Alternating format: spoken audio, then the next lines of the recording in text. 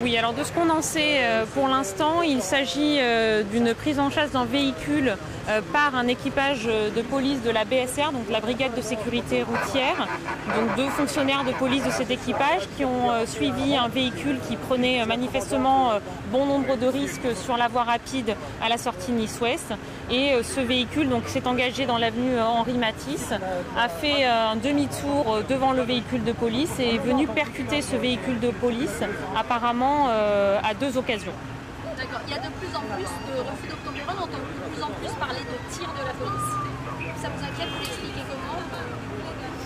Alors il n'y a pas de phénomène particulier, c'est vrai qu'on a régulièrement affaire à ce type de fait de refus d'obtempérer aggravé par la mise en danger de la vie d'autrui. Et donc là on est en effet face à cette hypothèse-là, en tout cas sur le cadre initial de saisine de cet équipage de la BSR. D'accord, il y a mise en danger de la vie d'autrui parce que la voiture de police fonçait sur la voiture. Les mises en cause fonçaient sur la voiture de police. Tout à fait. Donc là, on a à l'intérieur du véhicule qui a priori serait volé, qui était occupé par deux personnes, donc un conducteur et un passager.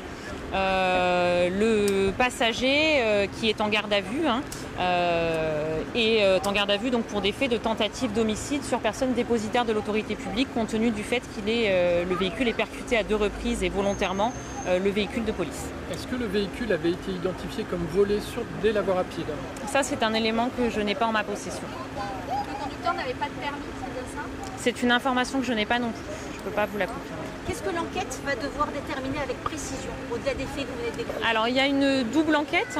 Il y a au-delà, donc la sûreté départementale, la brigade criminelle est saisie de la tentative d'homicide sur personne dépositaire de l'autorité publique et des faits de refus d'obtempérer et de recel de véhicules volés. Et le procureur de la République de Nice, que je représente aujourd'hui, a saisi l'IGPN des faits du tir par le policier membre de cet équipage de la BSR sur le conducteur du véhicule. Il va falloir prouver que c'est bien de la légitime défense, c'est ça? Déterminer les circonstances dans lesquelles ce tir est intervenu. Je précise que les deux fonctionnaires de police qui faisaient partie de cet équipage ont été transportés au CH Pasteur puisqu'en état de choc. D'accord, ils n'ont pas été blessés dans le choc avec la voiture? Ils seront examinés par le médecin légiste, a priori, en tout cas pas de blessures graves, mais en tout cas il y aura un examen médico-légal complet pour le volet physique et le volet psychologique. Les auditions ont déjà commencé, les témoins? Elles sont en cours en effet. Le nombre de tirs, vous le connaissez? Un seul tir? Oui. D'accord, il a touché quelle partie du corps? Je ne sais pas, l'examen médico-légal n'a pas encore débuté.